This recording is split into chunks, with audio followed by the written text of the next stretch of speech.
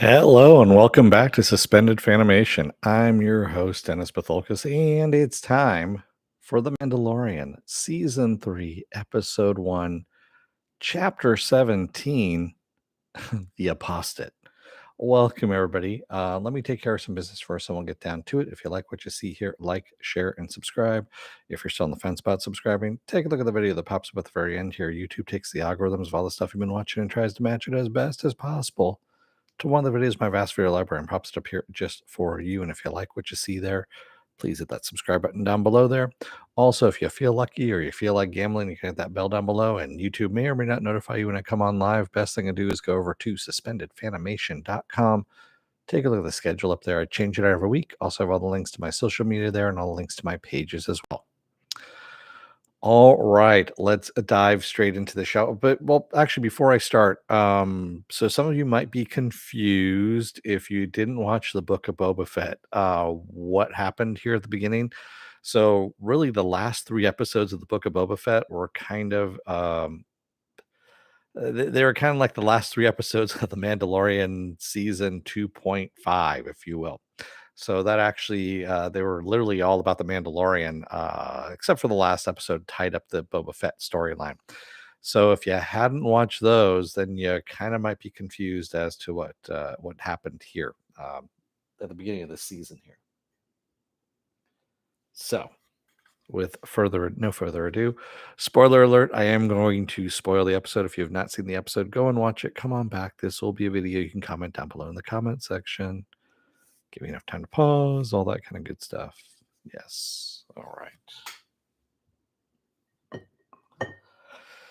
So, Grogu, of course, and Din Djarin are back, and they're in the new Naboo fighter, of course, the Naboo fighter being right there, and the refurbished, I should say, Naboo fighter, and they, of course, come in a really good fashion here. We see that the Night Watch are doing a helmet ceremony for Jimmy Kimmel's nephew, and literally it was Jimmy Kimmel's nephew, and it gets interrupted. That helmet ceremony gets interrupted by a giant, alligator turtle. Which honestly, I hate that when it happens. You're out in Florida, trying to have a barbecue with the rest of your in-laws and whatnot, and the alligator turtle comes out. The giant alligator turtle comes out and starts eating people.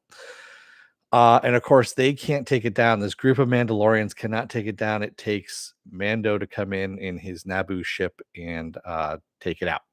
And of course, he's really not welcome there. The armorer says, you're no longer a Mandalorian because you took off your helmet. And he says, but wait a minute.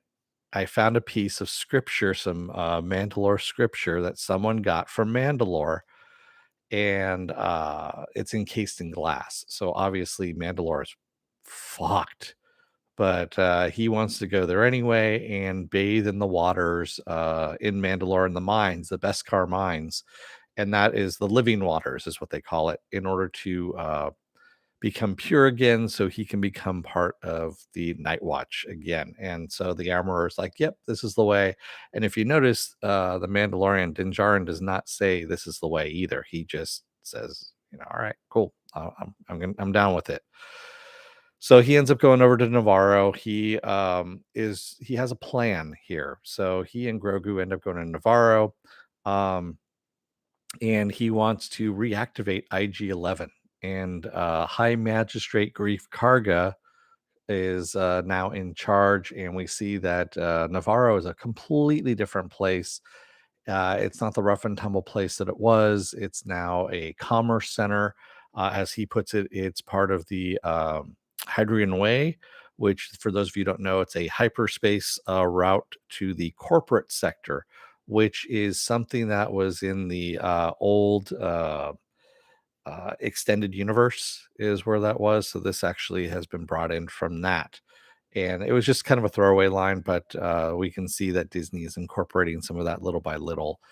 And a pirate and his group of cronies come by, Pirate Vane, is his name, and he wants to drink in where the what used to be the bar, but it's now a school, and won't take no for an answer.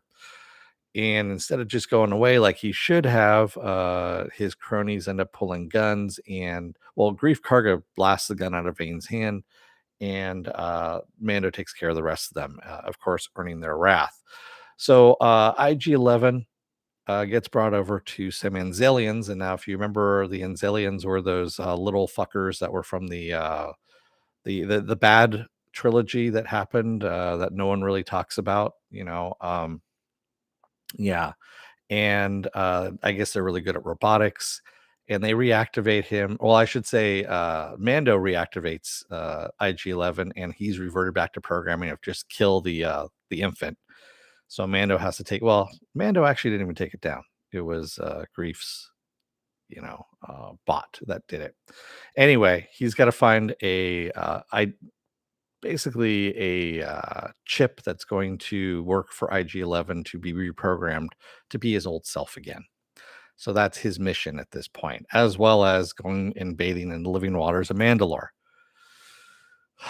Yeah, so as he takes off with Grogu once again in the asteroid field, he meets up with the pirates again, and we get to see the ship in action at this point. We get to see what this Naboo fighter can do, and it's taken out pretty much all the ships. And then, of course, the big ship, the Pirate King, comes into view.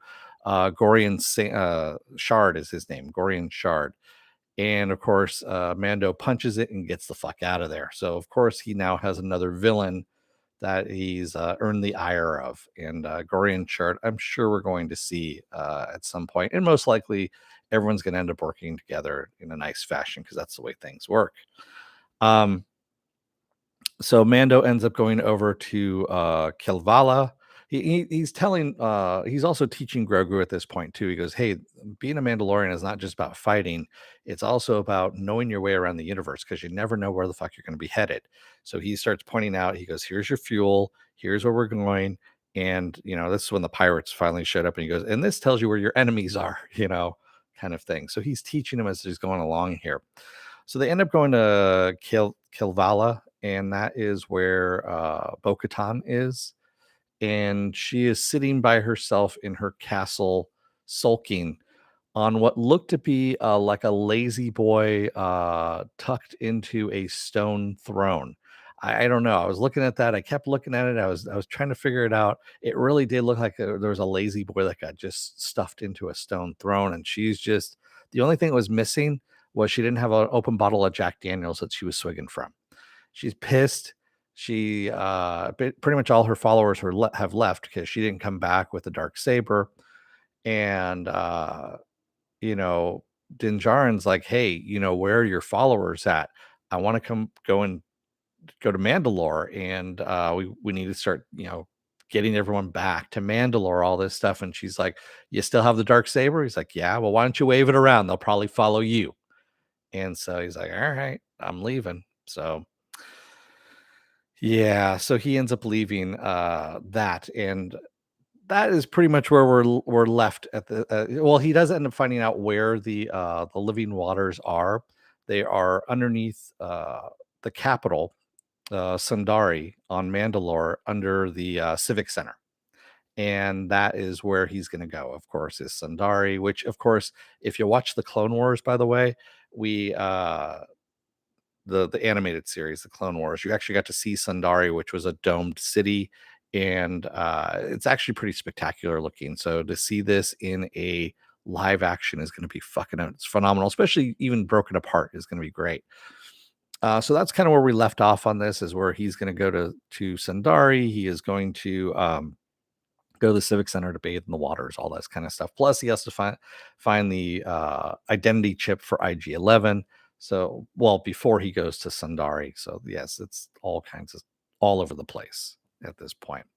One of the cool things, though, is when we are in hyperspace, Grogu's looking out the window. He's just kind of, passing along, and we see these shadows of these gigantic things that are out in the hyperspace lanes.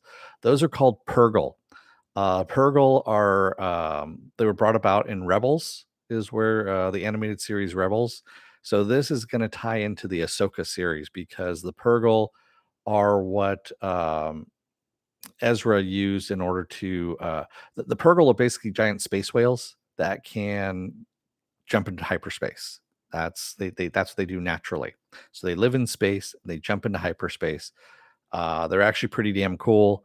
And Ezra had used those in order to defeat. Now I'm just blanking on his name. All of a sudden, blue guy, Admiral Thrawn. There we go, Thrawn. And well, he and Thrawn ended up on a ship that the Purgle just shot off into we don't know where, and that is where Ahsoka is looking for. She's looking for Ezra and Thrawn. And so we get a little tie-in of that. So we're going to see that coming in. Penn says, sounds like the Spicing Guild from Dune. Kind of, sort of. I mean, yeah, I'm sure that, Lucas borrowed some stuff from Dune. Well, yeah, I mean, you had the spice and all that stuff too. So this is a good episode, kind of getting us back into the swing of things. I mean, it's been a little while since we've had some Mandalorian action. Like I said, the last time was from the Book of Boba Fett. So we are getting back into all of this, and it's kind of a nice rounded out episode. It's not action heavy, it's also not boring really, and we're moving along on the story. We also find out what happened to Cara Dune, which of course played by what's her name, and Cara Dune, after she turned in Moff Gideon, there we go. She ended up getting recruited by the special forces, by the New Republic special forces, and so she's gone. Instead of killing her off screen, she's gone with the special forces, never to return again. Just like Poochie. Yeah, I thought it was a decent episode, Penn. I didn't think it was boring or anything like that. It was a good reintroduction to set where we're going, and also set the I mean, we only have 8 episodes this season. I only say only, but it's normally we have like 6 or something like that. So having an extra 2 is kind of nice. So we have 8 episodes this season, and we're setting the format of what's to come. I was actually kind of surprised it was only 38 minutes. Normally these are about an hour, somewhere around there, but I'm okay with that. I mean, it felt a little bit longer than 38 minutes, and that was fine. I mean, I'm all right with that. So I'm looking forward to next week. Well, what else do I have? Oh, and by the way, I was going to say, so at the end of this season, I am going to do a giveaway. It's going to be this little pin right here that's by my thumb, and this little Lego Grogu that's hanging right there. So these two guys right there are going to be the giveaways this season, at the end of the season. So 2 lucky winners will get something there. And I'll have more about that as we get to the final episode of this season. But those things will just hang there for right now, just to tease you. And yes, that is a Lego Star Wars Naboo fighter. With there's actually a Mandalorian in there, Grogu's up there, Pele's in there, and then also there's a BD model as well. They're all there. I'd pull it off of there, but I'm afraid it would probably fall. Anyway, what else do I have going on for the rest of this week? Well, tomorrow is going to be the new episode of The Bad Batch. Yes, I know it premiered today, but I'm moving that over to Thursday. Friday is going to be another episode of Is It Worth My Time? And this time around, it's going to be The Consultant, which is over on Amazon. That's Christoph Waltz, The Consultant. Saturday and Sunday, I will be off. Monday will be another episode of The Last of Us. Tuesday most likely will be another episode of Is It Worth My Time? Don't know what it'll be as of yet, but we'll figure that out.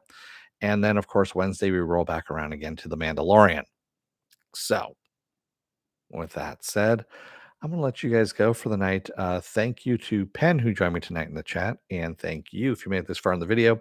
If you're still on the fence about subscribing, take a look at the video that pops up at the very end here. YouTube takes the algorithms of all the stuff you've been watching and tries to match it as best as possible to one of the videos in my vast video library, and pops it up here just for you. And if you like what you see there, please hit that subscribe button down below there. And if you can, hit that like button and the share button as well.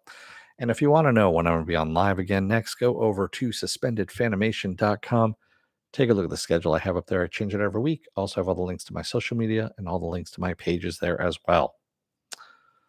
All right. Thank you, everybody. I will see you again tomorrow. Until then, stay safe, be well, take care, wear those masks, get those vaccine shots, and get those boosters, because it doesn't work without the boosters either. And don't let the door hit your ass on the way out. Otherwise, you might wind up bumping into some space pirates, and you might have to hit that turbo booster in order to get the fuck away from them. Thanks, everybody. I will see you again tomorrow. Have a good rest of your night, and take care out there. Thanks, everyone. Good night.